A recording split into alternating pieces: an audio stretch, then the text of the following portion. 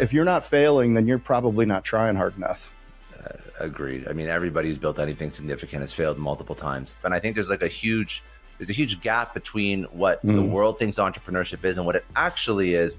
And that gap is what I think really screws up a lot of people that want to go build their own thing. But then when you actually go down this rabbit hole, this path of trying to build your own thing, it's like a rite of passage almost. Yeah. You don't get to the end of the road without all the rashes. And, but you just have to keep getting up. In home service sales, success isn't random. It's built on a solid foundation. If you're scaling a home services company or managing sales teams, you need Rilla Voice. It's your virtual ride-along. Rilla records sales conversations, provides real-time insights that empower you to replicate what works. Don't just scale, do it with confidence. Ready to transform your business? Visit Rilla.com. That's RILLA.com, or click the link below to get your special Homefront Brands offer today. Welcome, everybody, to On The Homefront. I am Jeff Dudan, and we are here with Scott Clary. Welcome, Scott. Thanks for having me, Jeff. I appreciate you. Yeah, man, this is going to be high value hour or whatever we do today, because I have so much to dig into with this person. He has been wildly successful in all of the things that some of the things that I aspire to do. So I have a personal agenda here with Scott today. But Scott is known as a prominent Canadian entrepreneur, relocated to Miami, braving Hurricane Milton today. But I think they're doing okay. He's known as a business executive, an author, an educator. He's a great writer and a speaker, and he is the podcast host of the Success Story podcast, as well as founding several ancillary businesses. He has a very popular meme account on Instagram with 8.2 million followers, and really a massively successful and action-packed, value-laden newsletter that he writes with over 320,000 subs on it. Welcome, Scott. I appreciate you, dude. Thank you so much for bringing me on. And yes, I heard you catch yourself when you said successful in all the things that he's done, because I've definitely not been successful in all the things that I've done. So the things that you know about, I've been successful at, but that's because I've kept them up. But yes, like anyone who's tried to build a whole bunch of stuff, a lot of it has been good. A lot of it has not worked out. Even like before we started recording, there's been businesses I've tried to launch that have not been, that we've gotten rid of, shut down, sold off, whatever. I think that's a pretty normal path for an entrepreneur. But yeah, thanks for having me on. It's a killer point, and let's just double click on it. I have learned through all my failures not to promote something until it's permanent. You know, I operate in the franchise industry, and you'll see people that have an idea, and before they fully make the business model or start to have success, they launch it, as if it's real. And then, if it doesn't work out as well, then, it's not a good look. And, we've got to put the foundation of businesses in, and you got to try things, and not everything's going to work. You've just got to know when to pull the plug and what's the experiential learning that you got from it. But yeah, man, if you're not failing, then you're probably not trying hard enough. Agreed. I mean, everybody who's built anything significant has failed multiple times. And it's so interesting because like myself, you're in this world of entrepreneurship, and you create content and you consume content around entrepreneurship and personal professional development. And these tropes or these sayings, like you live them and you experience them, like you have to fail many times before you become successful, or whatever the version of that is that you've heard. And when you're in this space, you hear it so much that it's almost like if I say it again, it's going to sound like I'm just a broken record. But when I tweet something about it, the rest of the world has this very negative autoimmune response to the concept of you have to fail. And they're like making fun of me, and they're ripping me up in the comments of whatever post that I put out. And it's so interesting to me because it shows you how far the I say, quote unquote, regular world is from entrepreneurship. And I think there's a huge gap between what the world thinks entrepreneurship is and what it actually is. And that gap is what I think really screws up a lot of people that want to go build their own thing, because I guess if I'm in a 9-to-5 W-2, the concept of failing repeatedly does not really hit home with me. That seems to throw me off. But then when you actually go down this this rabbit hole, this path of trying to build your own thing, it's like a rite of passage almost. So it's very interesting how the rest of the world perceives entrepreneurship and I think that probably hurts people that are ambitious and want to become entrepreneurs when they actually try it and they get a harsh dose of reality versus what entrepreneurship actually is. So we can talk about whatever, but that's a very interesting thing that I just thought of like this past week, actually. Yeah. You don't get to the end of the road without all the rashes. And, but you just have to keep getting up. Yeah. Like when I built a business over 25 years and there was 4 inflection points where the debt was high, the headwinds were heavy.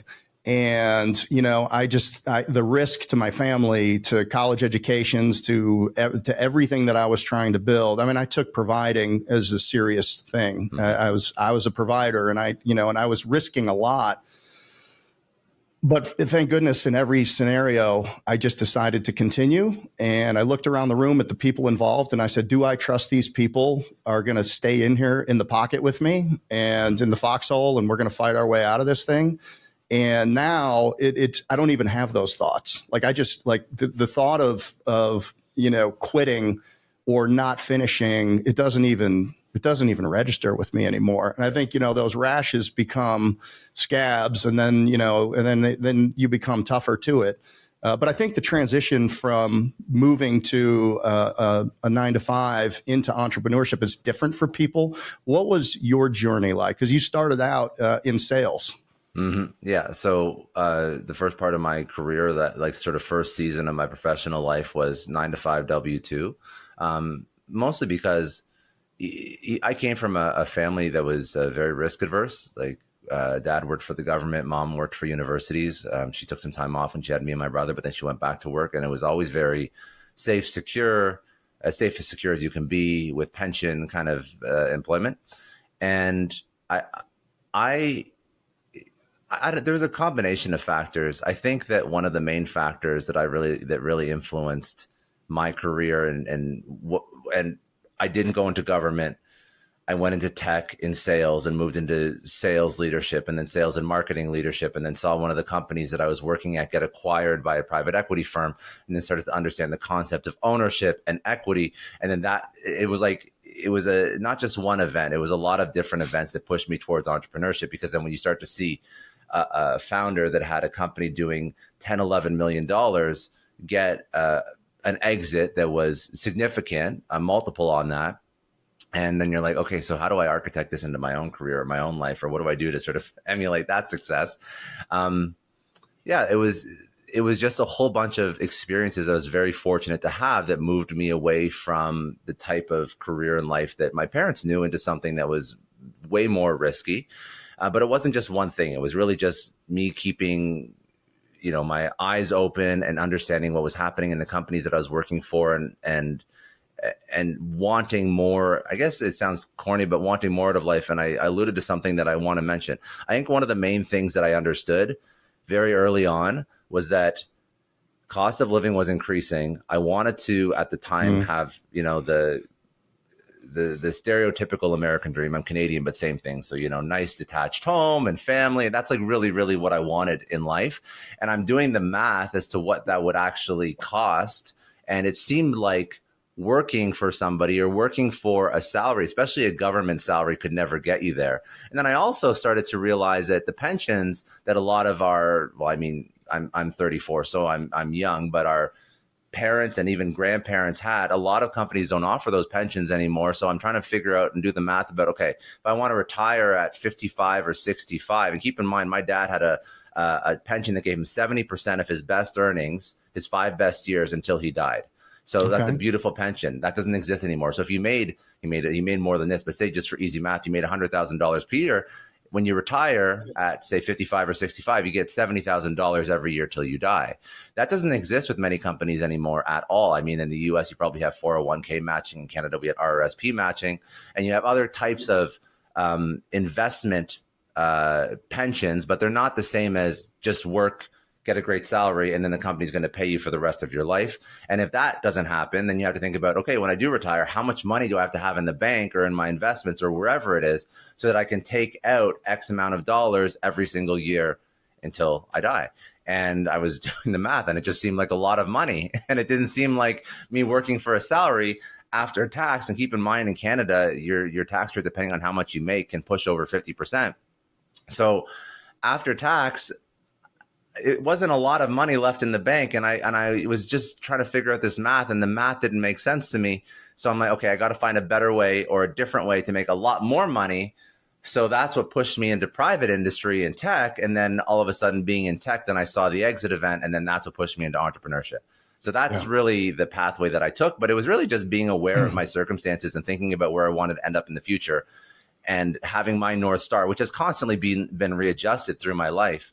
But at a very early age, I knew that just following what everybody else was doing, and even what my parents were doing, wasn't going to bring me to where I wanted to be. So that was the thought process. Yeah. In franchising, there's actually a small subset of problems that people are trying to solve. It's saving for retirement, which is really interesting that in your 20s, you were actually thinking about retirement. I think that's rare. It's very rare. Some people are concerned about college education for their kids. Other people are concerned about they've been downsized 3 times, so they want to bet a little bit more on themselves. But then there's or some people that we actually have a lot of people now that are, they have a family office or they have a suite of businesses, and they're saying businesses are now a part of a diversified portfolio of assets. And they want to add to that. And I mean, more and more, especially taking advantage of the tax code and taking advantage of the flexibility to do what we want to do when we want to do it. Yeah, there's more risk inside of it, but like you can really solve these problems in a material way. And I find it interesting that you were young and you realized very quickly by doing the math that like what you were doing wasn't going to get you there. But also, I mean, like we now know about buying businesses and franchising and investing in real estate and the tax write-offs that all of that can bring and the cash flow opportunities. I mean, we're in this world now. And the world that I came from, none of this existed. None of this existed. Like the investment was, and this is a world that's very real for a lot of people. Like, again, we have to sometimes remove ourselves from where we're at right now to really understand some of the psychological hurdles that people have to get over. So if you're working a 9-to-5 your whole life, and maybe you invest in real estate. I mean, I think real estate is one of the least risky classes of investment because you're secured against the actual land. Do you think that somebody who's worked a 9-to-5 their whole life knows that if they've never invested in real estate? They're talking to their financial advisor who works for their bank most likely, and they're the ones that are giving them their investment advice. So there's such a huge knowledge gap, and that's why I love speaking about people that are like financial content creators and financial educators, because they just solve this huge knowledge gap that just going to school, just going to college, university, if you even go to college, university, just getting a 9-to-5 job, you're never going to learn any of this. And that's a huge knowledge gap. And then there's so much opportunity out there that, it's difficult, but it's doable. It's very doable to invest, to build, to acquire. And people need, that's the knowledge gap that hopefully, I mean, like your show, I'm pretty sure this is what I try and do on my show as well, to be quite honest. We just try and bridge that knowledge gap so that life's a little bit easier for people. Yeah. I mean, I got a couple of years on you, but when I was growing up, I remember everybody had a job in my neighborhood. And I think there was a car dealer, there was a real estate agent, and then there was the guy that owned the restaurant, and business ownership was not something that hardly anybody I personally knew did. And it didn't really cross my mind until my father started his own small engineering firm. And then I watched him just work 7 days a week with a partner and maybe 2 or 3 other engineers. And like, that was an early entrepreneurial experience that I had. I was probably 12 to 18. I watched him try to build that business. And, maybe I owe him a lot because, I've had very few jobs in my life after I was 20 years old. But let's get into your stuff, because there's so much good stuff to dig into. When in your entrepreneurial journey did you decide that the podcasting was going to be a way for you to leverage your knowledge and kind of as the basis for meeting interesting people, creating a name, creating a personal brand. Like, tell us about that, the podcast journey. Sure.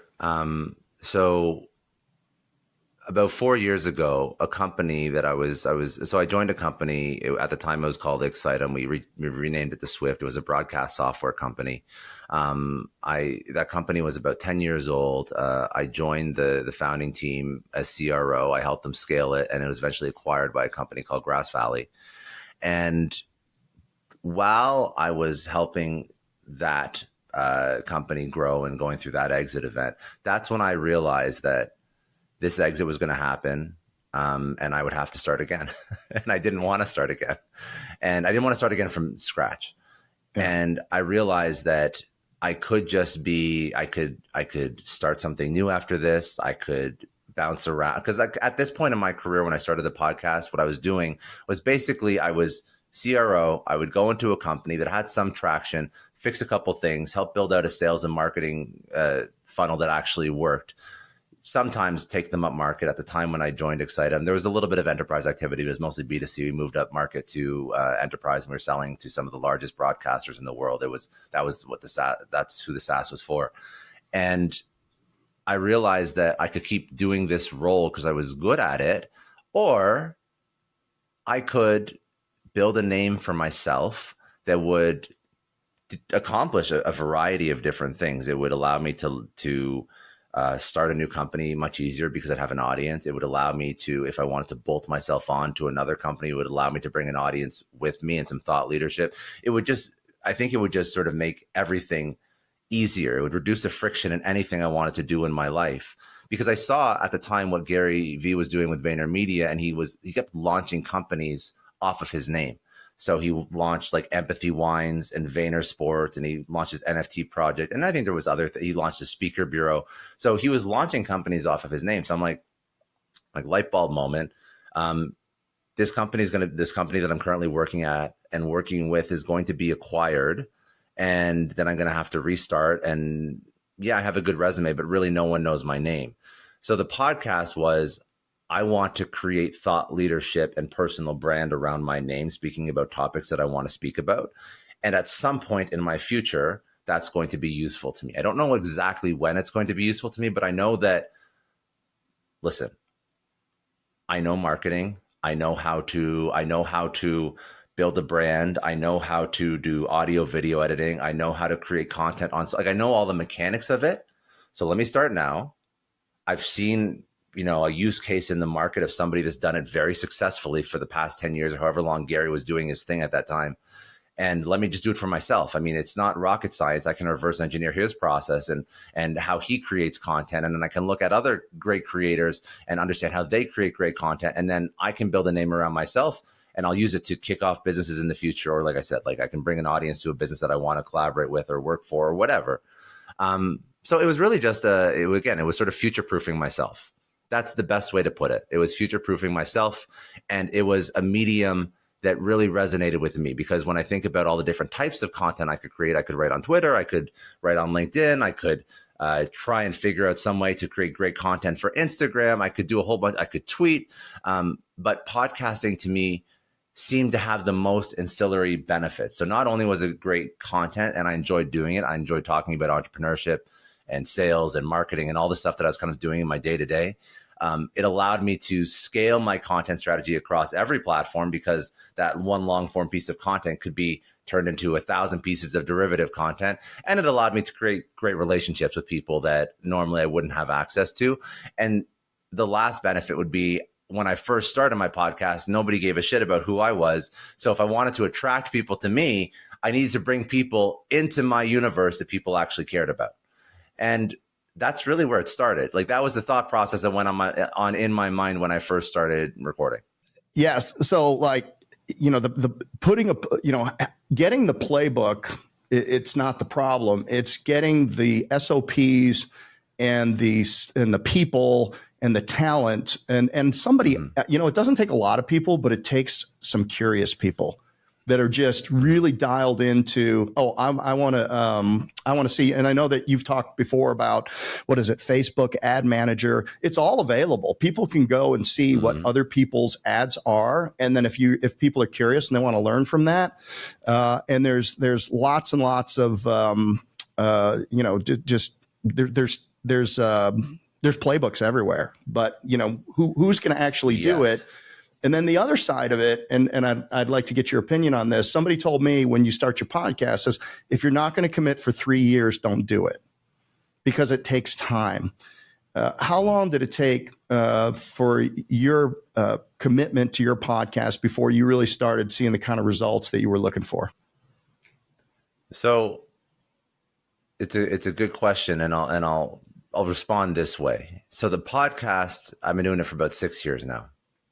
And you have to understand what results you are truly looking for. And what I mean by that is 6 years into the podcast, it makes good money.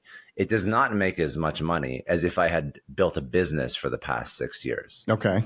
Not even close, not even a fraction of what a good business should do after 6 years. Why is that? Because I'm selling audience. I'm not selling a product or a widget. Now, if I was selling a product, it would make much more money, especially something more high ticket. But that's fine, because what I'm building is a kind of leverage. And I'll answer your question, but I just want to frame it so people understand. So I'm building leverage that allows me to connect with some of the most influential people in the world. It allows me to take equity positions in companies because of the reach of the podcast. It allows me to start new businesses. It allows me to go on stages and to give you it's not just small little stages. I just spoke at Inbound, which is HubSpot's been a big supporter of the show for the past 3 years now. And this is the third time I've spoken at Inbound. This year, they had 112,000 people between in-person and online. So the access and the career trajectory, and it sort of, there's things that have happened because of the podcast that I would never even have thought possible, and the doors that it's opened. So that's incredibly useful. Now, if you look at the revenue that just comes from advertising, which, to answer your question, revenue from the podcast started around the 2.5-ish year mark. That was when we had enough downloads that advertisers, and there was agencies that I worked with, but advertisers were like, yes, this is enough downloads. We can either sponsor your show on its own, or sometimes what an agency will do in the podcast world is to bundle your show with other shows as well. So let's say we're going to sell you 100,000 impressions of business shows or entrepreneurship shows to LinkedIn or something like that, or an Indeed, or any of these other big podcast advertisers. And I knew, though, when I was starting it, that it was not going to be a get rich quick or a huge moneymaker. Because again, I come from the marketing world. So if you look at the biggest podcasts that are doing 1 million downloads a month, I mean, at the time, the benchmark for podcast success was kind of Entrepreneurs on Fire by John Lee Dumas, who actually publishes his earnings, and he was doing about $200,000 a month. For somebody who, and also, listen, I've had career success, so the money wasn't super important right away. But from somebody who's never done a podcast and is working a 9 to 5, $200,000 a month, oh, great. For somebody who has built a business, that's not a lot of money. In fact, like it's okay money, but like you're running just under like $2 million a year. So, I mean, really, is that a business? It's a small business, right? And if you have employees and overhead and costs, I mean, podcast is pretty high margin, but it's a very small business. So, understand what you're getting yourself into and understand how you're going to use it. But again, how I'm using it is not just for the advertiser revenue, which is CPM based. So, if I get 1 million downloads and I'm at $20 or $25 CPM, I mean, you can do the math and you can figure out how much the podcast makes per year. And there's probably about 4 to 6 ad slots per show, and not everything's filled, and not every deal is that CPM, but that's pretty close.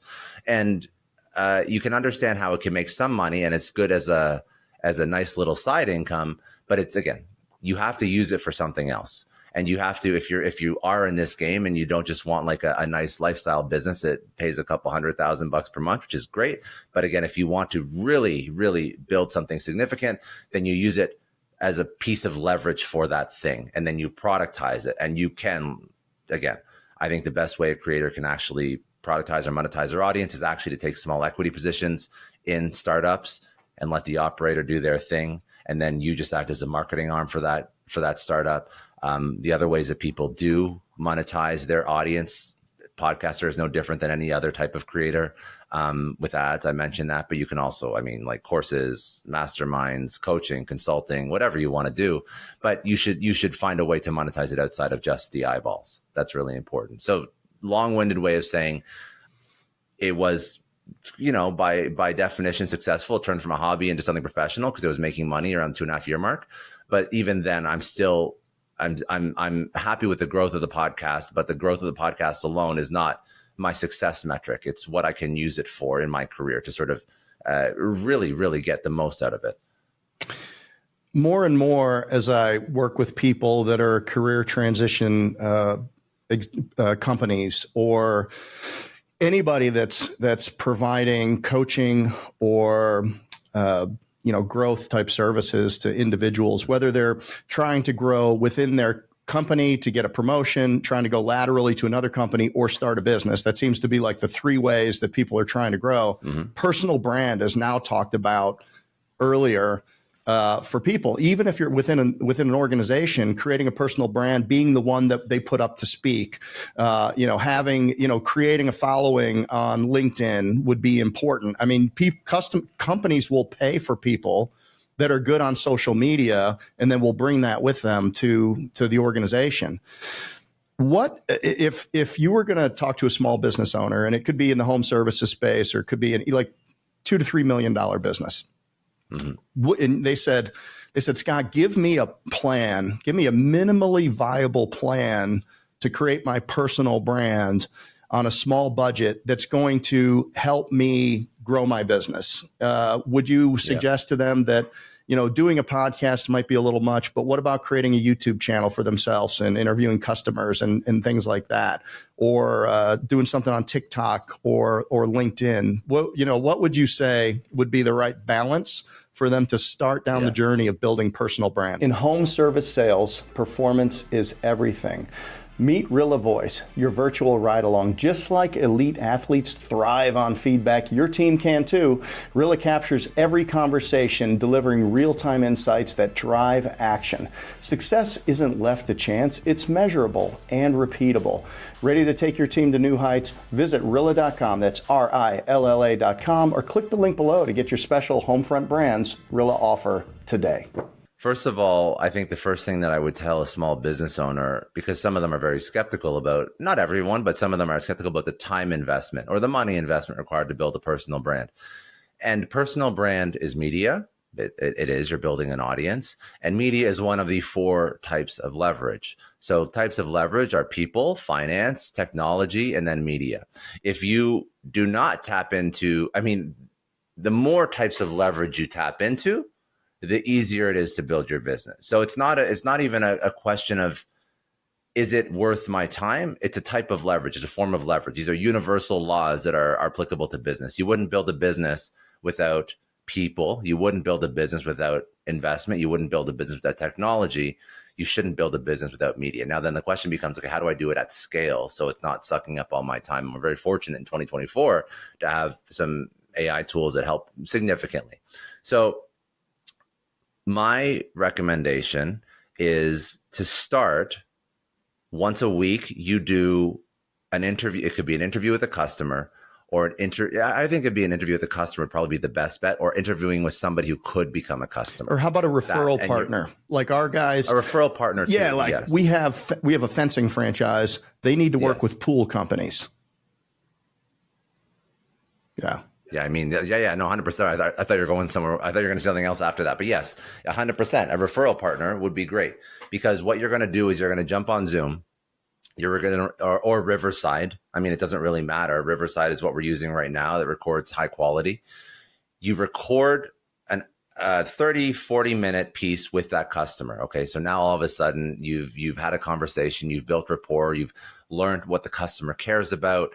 The questions that you've prepped for the customer, you've made sure they're questions that that other customers in your target, avatar customer care about, their pain points that are obviously major things that drive people to buy your product or service.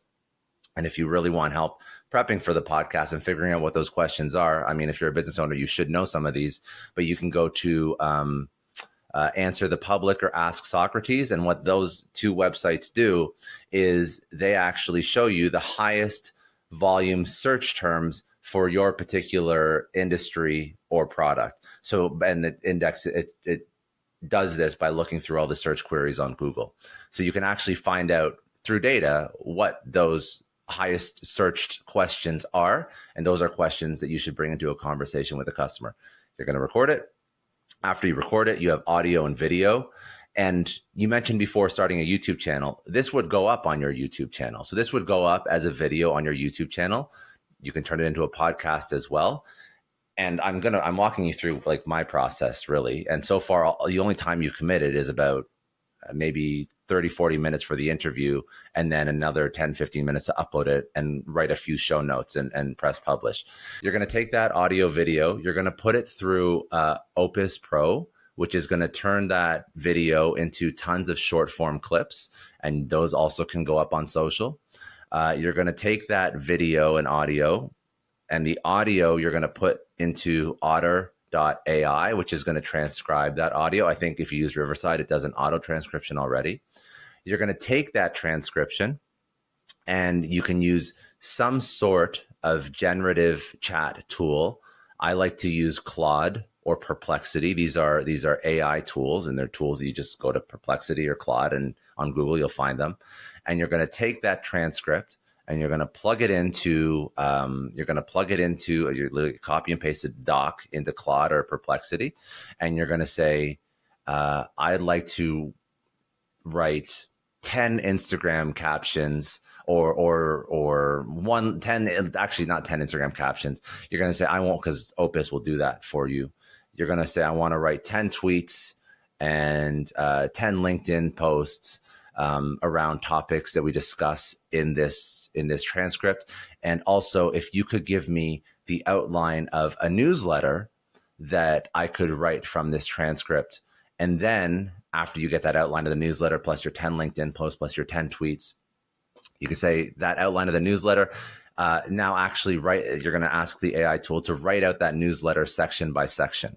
And it's going to give you output. And then you're going to start to massage it. You're going to, obviously, you're not just going to post that. You're still going to have some sort of human editor, marketer, massage it, reword it, change a couple things. But through AI, with one pillar piece of content, which is your audio video that you recorded with your customer, you are going to have tons of different short form video clips to choose from that you can post on your social. You're going to have long form video and audio that you're also going to post. So long form video is going to go on YouTube. Long form audio is going to go on Megaphone or Libsyn or Red Circle or any other platform that you choose to use. And then those posts are going to go up on your social media. You're going to, again, have the AI do the majority of the initial effort and lift. And with a little bit of massaging, then you're going to have all these derivative pieces that you can post all over your social. And that's how you start to build a personal brand.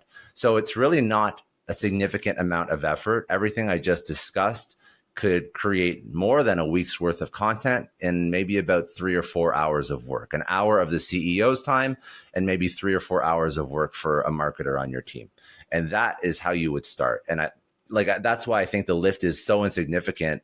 Even when I started, which there was no AI, a lot of this stuff I would still do myself, except I would do it on like a Sunday evening or something like that, because I wanted to prep all my content for the week.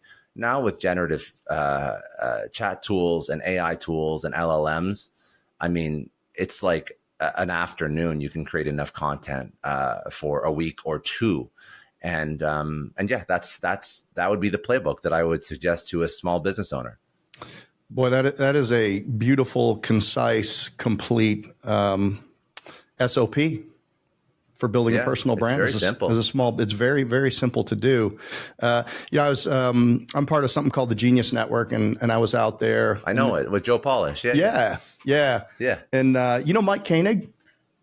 No, I don't know. Okay, he's a great AI guy, speaker. He's built like 4 marketing companies and sold them. And he's sharing that with all the AI tools that we have, they are so under adopted.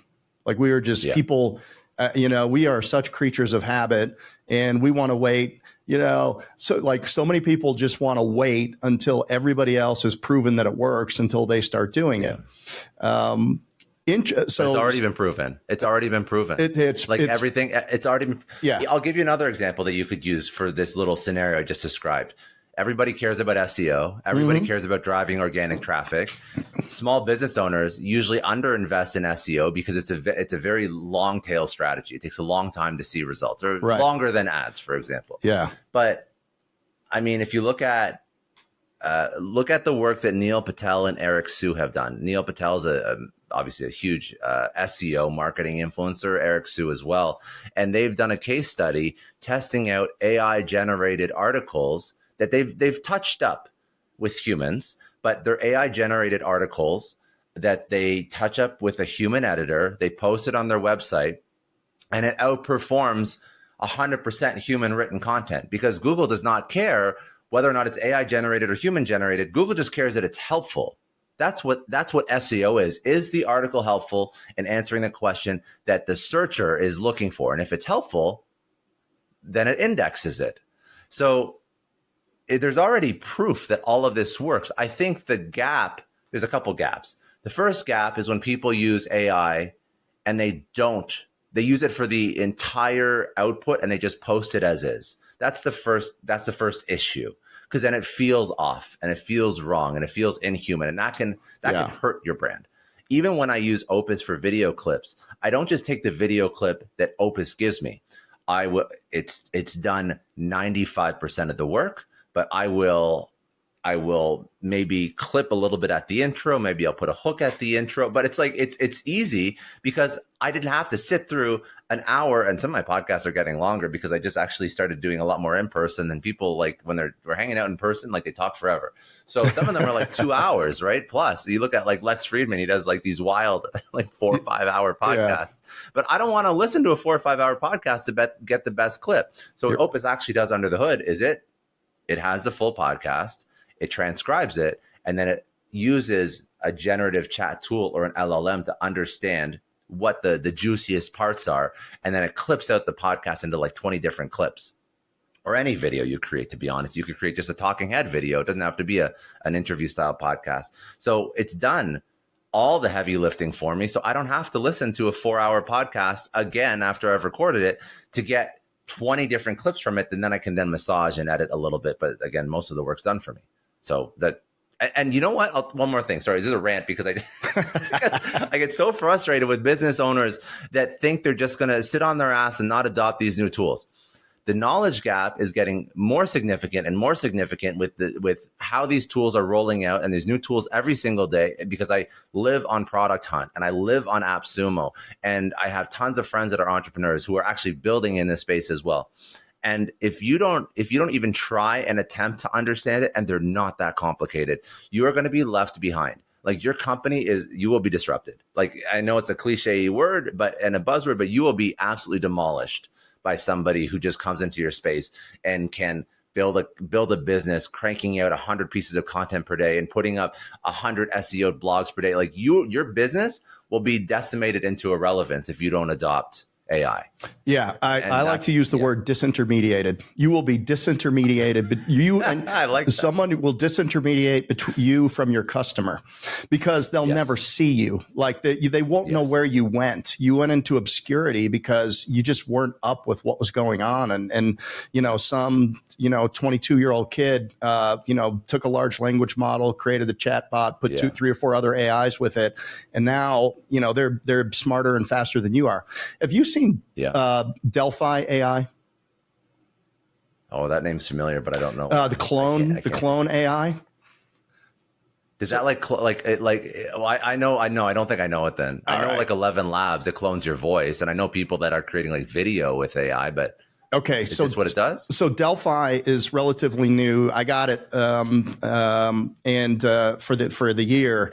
And basically, I have a lot of content out there. I've been floating around here for the better part of 20 years and, written some books and things. And then, this is probably episode 120 on the podcast. So you take all of that content and then it just chews it all up and it creates a clone of you that will be conversational and visual and everything. So I can have so people will be able to get into a room with me and ask me questions, and it would be just like me talking, probably smarter. It will take out all of the ums and pregnant pauses everywhere. But I mean, think about that. Like, how can you be everywhere all of the time? And now, on one hand, if you don't have a big body of content, then it's probably going to it's not going to have enough context to really answer the questions you want to answer. But I'm really excited about it. I think I'm gonna meet myself next week.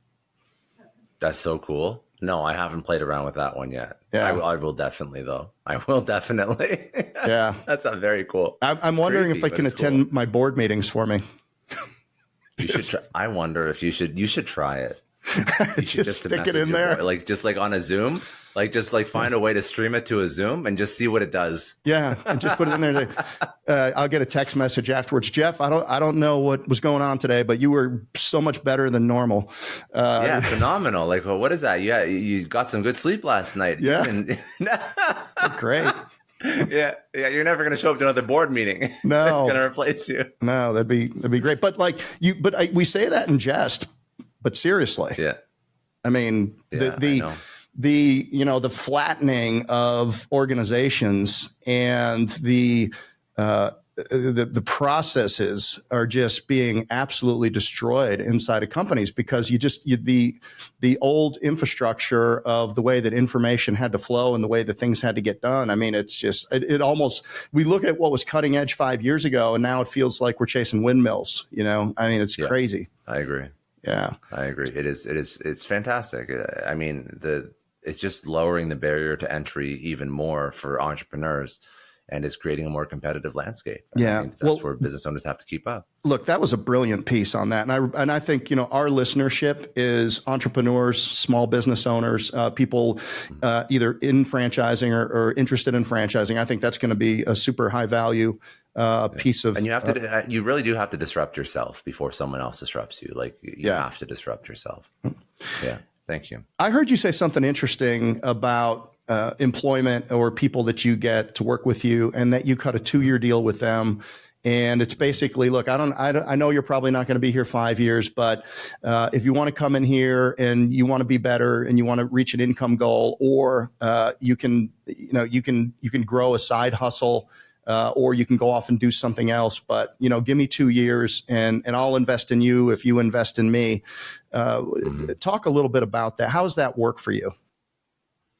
It works very well because it is the dynamic of our current job market, and I think the issue that employers have and leaders have is when they assume that somebody is going to give their whole life to you, and they're not. Right. Because people value things differently than you and me. And some people will want to work for a company for their whole career. But I think that people are placing value on younger generations of workers and employees are placing value on different things. And I think that COVID pushed that along. So what is happening, and what led to this thought or this idea was the concept of people quiet quitting and people working multiple jobs during the pandemic, and you're remote, so you can work 3 jobs at once. And there's Reddit forums and threads on how many jobs can I stack on and how much money can I make simultaneously. So the goal is to understand that the people that are working for you are not going to be there for forever. And it's great if they are, but understand what their motives and their incentives are. And then align on shorter goals that accomplish their objectives as humans, as people, as employees, and your objectives as a business leader. But when you ignore how, if I'm hiring somebody who's 20 years old, or even like a little bit older than that, if you ignore what they want, then what will happen is they will get multiple jobs, or they'll start a side hustle without telling you, or they'll quiet quit, and they're not going to be performing at their optimal, but you're a business leader and you're not going to notice it right away because you have 1,000 other things going on. So maybe you'll notice it in 6 months, but for 6 months, what they're doing is on their lunch break, they're interviewing for other jobs. So instead of all that BS happening, when you hire them, say, listen, we're going to enter into a contract and you're going to give me 2 years of your life and I'm going to give you 2 years of this company. And what we're going to work towards is where you want to be in 2 years. So whether or not it's more salary, different job title, you want to start your own business. And maybe in 2 years, we don't even have the size of company that can support the job title that you want. So we're going to upskill you. So in 2 years, I'm going to give you a letter of recommendation. You can go somewhere else. But what that 2 year does is it confirms commitment. So we're making this agreement, not just for you to work for us, but you're making this agreement so that that person is committing to you and they're not doing all this other stuff without you knowing. So if they do have a side hustle, then you agree to that up front because you're okay with that or you're not, but that's fine. If they do want to quit after 2 years, when people quit, they don't just quit at that point. They quit in their mind like months ahead of time. So you don't want that person to be 50% as productive as they were when they first started. You want that person to be working and you want that person to be as productive and as contributing. And that's why you actually make this agreement saying that I'm going to get you to where you need to go in 2 years. You're going to commit fully to us as an organization for 2 years. And I think it's just a much healthier and more realistic way to build a business because it's hard to hire people. It's hard to get buy-in and it's harder with even more options and places for people to work to get people to care about a business, even a fraction as much as the owner cares about a business, especially in an SMB. And I just feel like, listen, it can be hard for a small business owner to get that people don't care, but it's true. They just don't give a shit about your business as much as you do. So instead of pretending, and even this was not the case like post-COVID, this was the case pre-COVID too. People still didn't care as much about your business, but there weren't as many options. Right. People didn't have the option to just jump on the next remote job and work from home. So now there's more options, which means that there will be less loyalty and understand the dynamic and the environment of work. And that's why you do these shorter term agreements where you're aligning that person's goals with the company goals, and you're also helping them achieve their personal goals. And it's not perfect, but it's one step closer to, again, navigating how people work, operate today. And I think, honestly, I think that if you don't adopt some sort of strategy like this, I think that those people that quit, where you are scrambling to cover their work, where they are quiet quitting and interviewing for other jobs, I think that's going to hurt you in the long run. And this is something that I think I really am very bullish on business owners, especially SMB, adopting, because they don't have the resources to backfill gaps in their team. Well, look, it's a new normal. I made a LinkedIn post where I insinuated that young people could benefit from being in the office more because they're going to have privity to, to executives, to very talented, seasoned people. I know when I was young in my career, a lot of my habits were based upon my interaction and watching talented executives work when I did have a job, I've got everything from pictures of cavemen and everything in the comments. So, but by the way, I agree with that too. I still think like this is two different discussions. Yeah. So the in office is different from the commit to me for 2 years and I'll commit to you. Right. I also think that there's a lot of benefit to being in office. Yeah. I mean, like if somebody ever pushes, listen, you can make an argument for hybrid. Okay, fine. But if somebody never shows up if there's complete remote, first of all, it's incredibly hard to get to know that person and to build trust with them when you're first hiring them. Like it's almost impossible. I've never successfully built as good a relationship virtually without knowing the person as I have if I actually meet them and sit down with them and get to know them. And also, it just removes so much friction. If you are completely virtual, not everybody's good at working async. And also for quick questions where you could literally walk over to somebody's desk and ask that question, you now have to jump on a Zoom call.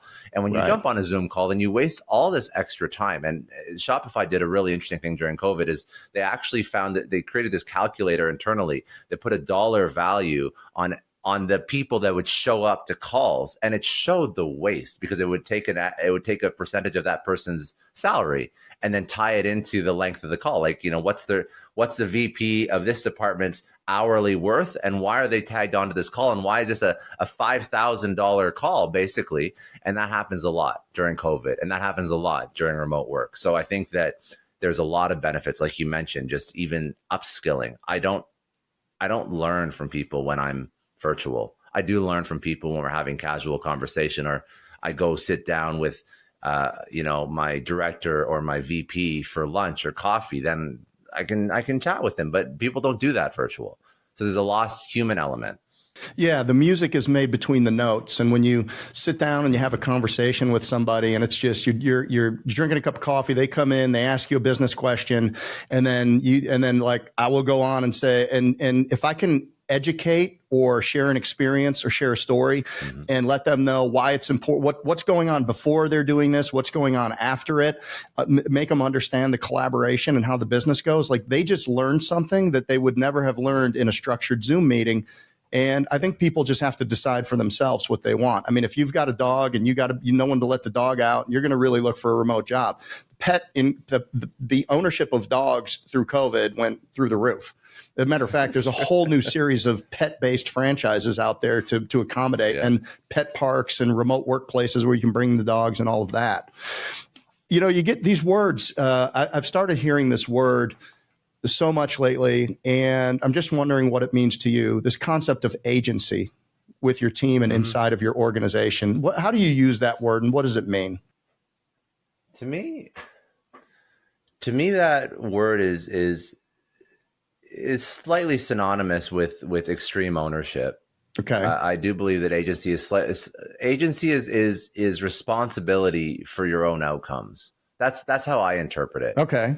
So it's not only the ability to choose your own destiny and to understand that the world doesn't happen to you, you happen to the world. It also, in my mind, it means that you have ownership. For you to happen to the world, you have to have extreme ownership over all your decisions.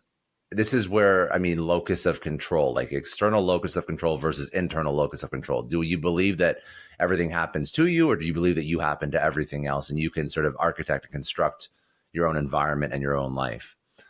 And I don't want it to be more complicated than it has to be. I think that agency and ownership and the ability to architect what you want is a signal of a high performing individual, is a signal of somebody that, whether it doesn't matter entrepreneurship or not, it's a signal of somebody that really understands and is empowered to take their own career, their life into their own hands. And I think it's a very positive attribute or concept. That's how I interpret it, at least. It's probably a very unique. I'm sure there's like an Oxford dictionary definition of it, but that's how I interpret it, at least. Sounds like a blend between autonomy and accountability. Yeah, that's a very succinct way of saying it. Yeah. Your writing's very good. The newsletter is excellent. I read a couple of them. I'm excited to start getting them on the regular. And have you always been a good writer? And what is your process? Is it now changed with AI? And do you try to get into a flow at a certain time of the day, or what's that look like for you? So writing is, I have not always been good at writing. I've never been bad at it, but I think that writing is very interesting. Writing to me is actually one of the most used. So I learn a lot on the podcast, but I find that what helps me, at least, really solidify thoughts and even show gaps in my own knowledge base is writing. I find that when I put pen to paper and I try and articulate a thought, I will know very quickly if I understand it to its fundamentals or if it's just something I've heard in passing. And I think I think for me, writing not only helps with my mental clarity, my ability to recall ideas, my ability to structure thoughts and even communicate them better. It just really shows me knowledge gaps. So I don't really know when over my career I really understood this. I think that because I was not always good at writing and I didn't always understand the benefits of it, but I understood that, first of all, when I started my personal brand, there was no AI. So if I wanted to dominate that niche and I wanted to create great content on LinkedIn and Twitter and newsletter, like I had to become a writer. It's just really just a matter of necessity. But what I actually realized after writing for years before AI is when I tried to use AI to write and completely remove myself out of the process, that's when I noticed all of those ancillary benefits I just listed. So I've tried to use AI to write for a couple weeks at a time. And then I noticed that I listened to this podcast, but I didn't write about some of the topics that were in this podcast. And now I kind of forget what he was talking about in that podcast. And also, when I try and communicate something that I heard in passing or that I spoke about just very briefly prior, like my words wouldn't find me, or my communication or my clarity of thought or my ability to just pull ideas out of my own mind, they were not as quick or as succinct. So I started to realize like writing has a lot of benefits in helping you think, a significant benefit. And I actually reversed and went back to answer your question specifically. So I use AI to generate outlines.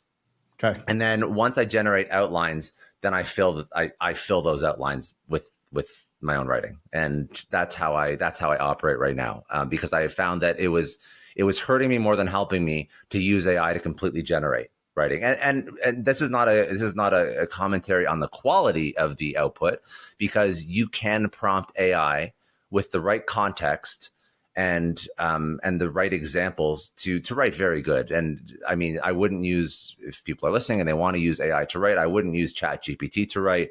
I would use Claude to write. It's probably the most human sounding LLM.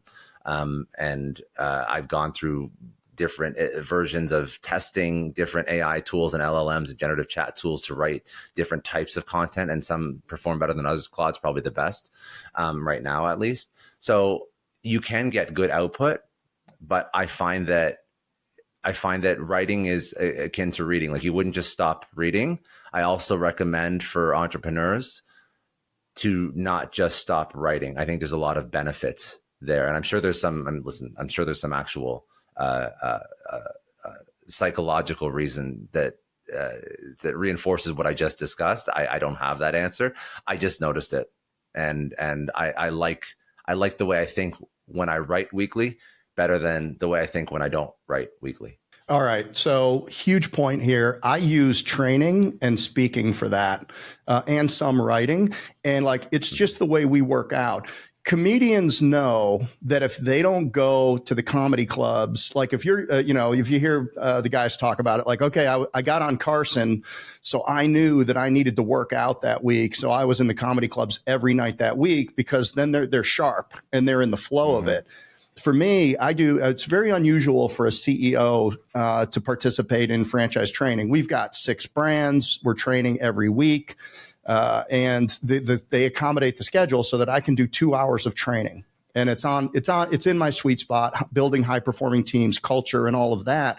But I also get to weave in all of the things that are going on. What's current? What's contemporary? What do they really need to be thinking about? And it gives me the ability to stay sharp and to it keeps me in the business. It keeps me in the game. It keeps me motivated. And then when you go out and when I get asked to speak, and I have to go out and I really have to look and say, all right, you're not going to get up in front of, 400 or 500 people without really thinking through what you're going to say, and what's going to bring value to these people. And then it inevitably, as you're going through the preparation process, it's bringing things into focus that you probably should be paying more attention to. And it's just a way of working out. Look, if you want to be a business athlete, and I wrote a book called Discernment, the Business Athlete's Regimen for a Great Life Through Better Decisions. And if you want to be a business athlete, like, how do you train? because you've got to be, when your number's called, like you got to go into the game, whether that's a meeting or whether that's evaluating a new company or a new investment, whatever it is. Like you want to be sharp, you want to be on your game, you want to be up to speed. And I think people find it different ways. But the interesting thing is that awareness doesn't come naturally to us. It's something that you evolved to. You realize that when you stopped writing, you just weren't as in the game. And for me, I just realized, like, in the game. That's the best I got to be working out. I got to be working out my entrepreneurial chops, man, and push myself to be uncomfortable and make sure that my stuff is not just old and doesn't bring value. So, man, I think that's why most entrepreneurs should find time to write. I think that it's like most entrepreneurs should find time to go to the gym, right? And work out. There was I can't remember who did this. It was so funny. There was a guy who invested in like a fund or basically a group of companies where the CEOs deadlifted or worked out or something like that, and it outperformed the S&P, which is just funny. But the point is, I really do believe that not just going through all of these exercises to help your cognitive performance, I also think that if you're going to be a successful entrepreneur, you have to have some sort of physical component to keep you sharp. I think all of it ties in. Like there's not. You'll notice it when somebody asks you a question on the spot, and if you haven't gone to the gym all week, I find that I'm just lethargic and sluggish and tired, and I just feel like garbage. I mean, the same thing goes for reading, upskilling yourself, writing. I mean, you have to create time for this. So it's tough because if you're a business owner, you'll just try and get as much sort of like high impact activities done throughout the week. But I think some of these leisure activities or creative activities, I think they're just as beneficial. And I think that you can overwhelm yourself with so many of these mission critical business activities and putting out fires. I feel like if you actually pay attention to your cognitive performance over time, you'll notice that it will start to decline if you just are answering the questions that you already know how to answer and you're not trying to push yourself and outside your comfort zone. This is very personal to me. This is how I've always felt. If I don't work out mentally and physically, I feel like I'm not my best. Yeah. Somebody said to me in a meeting a few weeks ago, if you work with your mind, relax with your hands. If you work with your hands, relax with your mind. How do you recover? I thought that was pretty cool, but I've gotten, again, I'm getting a little older, and so peptides, NAD, all of these different supplements for brain function, making sure that you're getting your sleep and making sure that you're getting your fitness in. Like it's important. You can't be lethargic in the game, and the game is fast now. I mean, with AI, it's fast, and you have to adopt, or you're going to be disrupted or disintermediated. 100%. You've moved into getting the opportunity. As you mentioned, the podcast gives you opportunities now to get access to people who might be looking for investment or consulting or advising. Mm-hmm. What kind of what's your mechanism or your filters for looking at investments? And do you have a thesis that you've come to? So when I look at, the one thing that I've learned about investing, because keep in mind, most of my career I was operating in businesses. The one thing that's very important to know about investing is just because you are good at building businesses does not mean you're a good investor. I think that's the most important takeaway. And I've learned that. I've learned that too. I think it's like it seems like common sense, but I know a lot of people that have a little bit of an ego if they build or sell a company and they think they know exactly what to do when it comes to investing, and that's never the case. So right now, my portfolio is split between real estate. I have crypto, stocks, and I have some private equity holdings. So like cash flowing businesses that I've invested into. I have tried to go into angel investing and to invest in early stage pre-seed, seed round startups, even in categories that I know, or even with SaaS that I understand very well. And I've had, again, I think for most angels or most people with like a little bit of extra money, I think it's very hard to succeed unless you have infrastructure to support you and do the amount of diligence required and look at the amount of deal flow required to actually find winners. I think that most people would be better off going into real estate or going into private equity, looking at businesses that have historicals, that have a P&L you can look at for the past 5 years, and you can understand how it's performing. And then if you do have a little bit of business savvy, you can understand how you can take that business and then you can apply some of the things that you know, marketing or sales or otherwise, or operational, and then you can help it sort of get to the next level. But I think that I've been burnt by a lot of angel investments, and I think that that's only because I came from software, so it was exciting to me. And I think that when people who aren't in real estate, if they have this influx of money, they've sold a business, angel just seems to be the natural place to go. I think people look at private equity as kind of unsexy, but I would actually say it's very sexy because there's proof that the business actually works. So for me, that's very sexy. So my thesis is, at this point, if I want to invest in startups, I would do it through a fund. I would not do it solo because I just find it very difficult. So my thesis is to focus on cash flow. And you can still get a good multiple on that. You can still roll up companies and sort of apply. There's a couple different ways to do private equity, but my thesis is to focus on that versus angel, super high risk, and apply what I know to the private equity or the cash flowing companies that I'd invest into. Yeah, I've certainly done better when I've invested with professionals inside of a fund, or people like through funds. Yeah, through funds or family office. Yeah. Family offices that have a real experienced portfolio. They have access to really interesting investments, and done particularly well in several of those. I think where I made mistakes is when people were looking for more advisory from me, and they were allowing me to invest because they were looking for me to help them. And, advisory only goes so far. Basically, yes, I can save 3 years of your life or longer. I mean, in building a franchise company, maybe even 5 years, just by giving you the blueprint on how to do it, making some introductions, getting you a couple of the right people to hire, giving you just good training, and then, maybe a monthly review for a while, and then a quarterly, whatever. Like it's worth it. The problem is if the plan's not followed and the business doesn't go well, now you've got a choice that whether you go deeper to help these people. Yeah.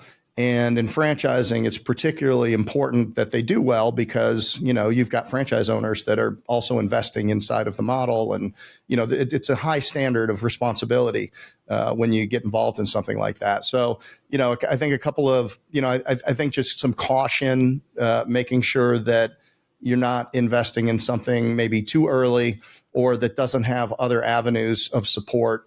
If it ends up costing more than they originally thought, or a lot of times you find out that the founder just isn't the one.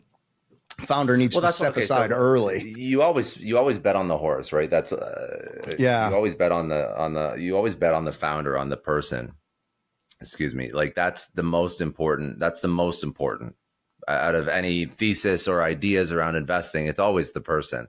So I think that if you do want to invest, like I just mentioned, private equity and cash flowing businesses, because in my mind, it's the outside of real estate, it's the most de-risked. Yeah. But if you wanted to go into something, it's a little bit, I don't consider franchising as high risk as angel investment because it's a proven business model. That's right. It's really just finding the right person. Like you have, like it's worked. It's worked 100 times. It's worked 1,000 times. You have to find the right person.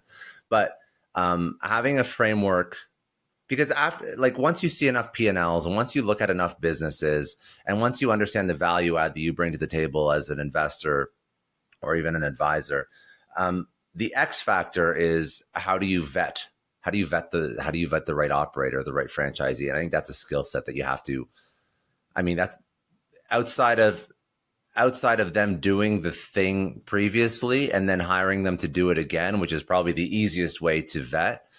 It's like I can give you some other ideas about how to find this person, but you're always going to have misses. So I think that would be the X factor that you have to get really good at. You have to get really good at finding and evaluating and auditing the people that are going to be running the businesses, because anybody who invests will tell you that's the hardest thing to find out.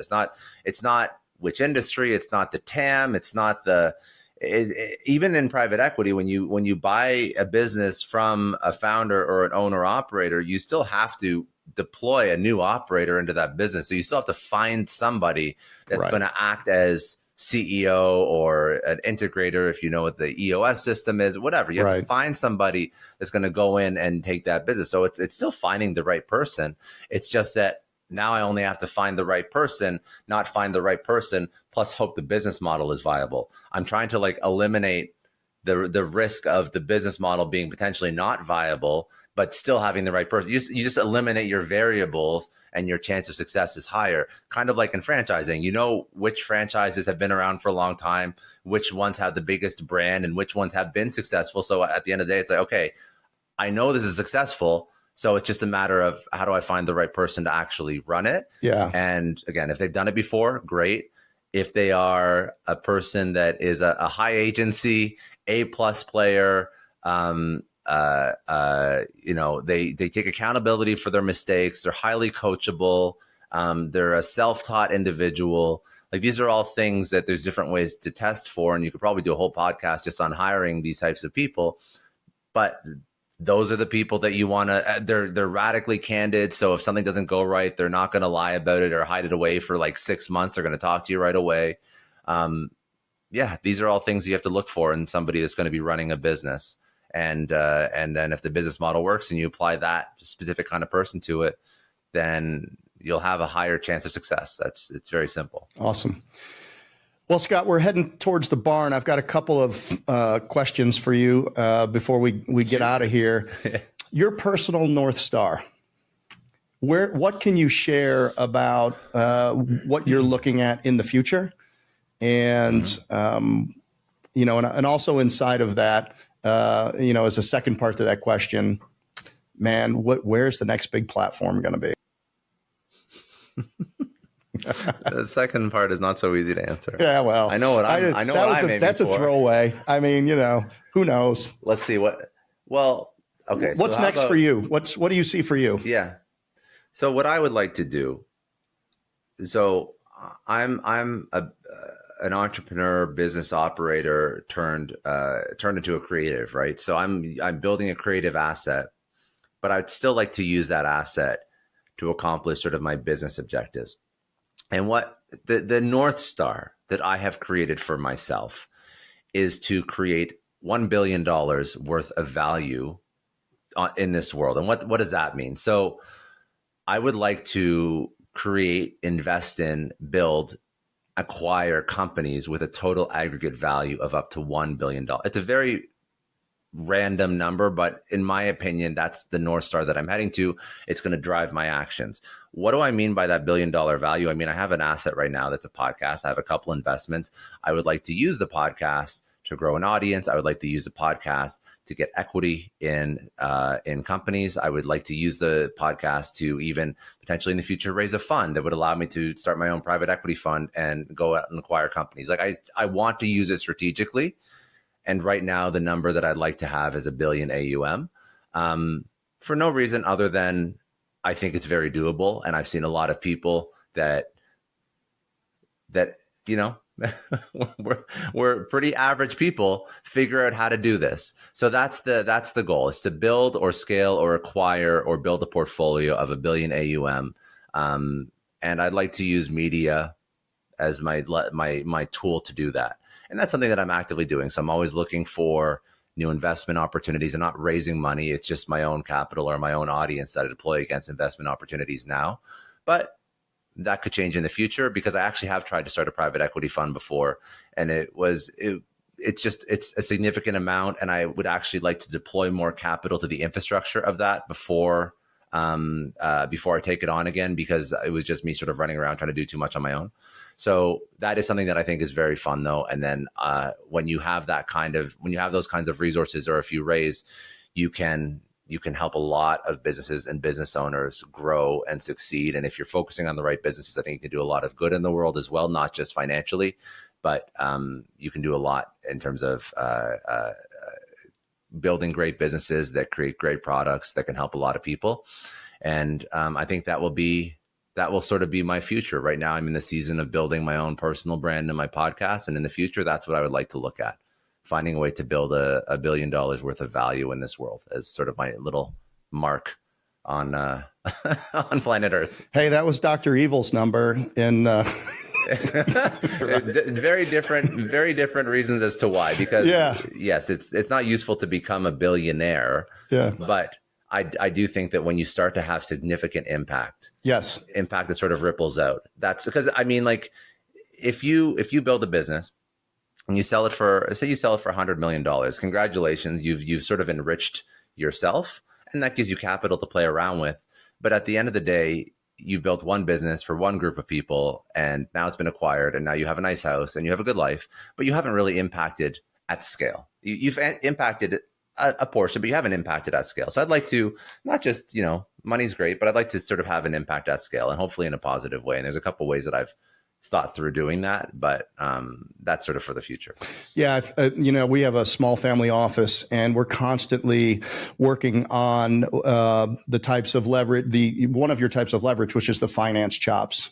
I mean, if you're gonna do what you're talking about, like, you're gonna be constantly working to get great finance people, because at the end of the day, understanding finance at a high level, where to invest, how to create the leverage inside of that, like that's the magic. Yeah. I mean, there's a reason that those people generate so much cash and create so much wealth, is because they really, really understand what they're buying, and then what it needs to look like for them to move it on to the next group at the next level. And so it's, I was a marketing major, but, so I'm late in life, working hard to understand finance better and how it works. I've been fortunate enough to be part of a few transactions where I got to observe it. But you really, that's kind of where the rubber meets the road. Well, cool. This has been awesome. I got one last question for you. Yeah, shoot. If you had one sentence to make an impact in somebody's life, what would that be? The people that you look up to who have accomplished the things that you want to accomplish are not that special, and they're not that unique. So understand that whoever you're looking up to has accomplished your dream goal and is living your goal life is the same, if not even slightly more incompetent than you. So you can go do it too. That is very inspirational in an odd sort of way. That's how I look at life. That's how I look at life. Well, and it's so true, right? I mean, it is, when you really get underneath the hood of people that have been wildly successful, they were sometimes just too stupid to fail, and they just stuck with it and really were committed to it and got it done. So I love it. Perfectly said, sir. Thank you. Well, thank you for being on, Scott. Thank you for having me, man. I appreciate it. This was fun. It was very good. I like it. Oh, awesome. Well, that's high praise from you, sir. I do look up to you in the podcasting world, but I do not think for a moment that you're incompetent. So there you go. It depends on the day. We all have our moments. This is a great show. I appreciate what you're building, and this is a lot of fun. And I mean, for people listening, listen, I've been doing this for a while, not as long as some people, but you listen to a lot of podcasts and you consume a lot of content when you're in this space, and the research and the questions and the thoughtfulness and the conversation, it does stand out. So it was a lot of fun. It was really, really enjoyable. So thank you. Awesome. I really appreciate that. This has been the amazing Scott Clary here with Jeff Dudan, and we have been On The Homefront. Thank you for listening. Thanks again to today's sponsor, Rilla Voice. Are you in the home services industry or leading a sales team? Rilla Voice is your virtual ride-along, capturing every conversation and turning insights into actions. Visit Rilla.com, that's RILLA.com, or click the link below to get your special Homefront Brands offer today.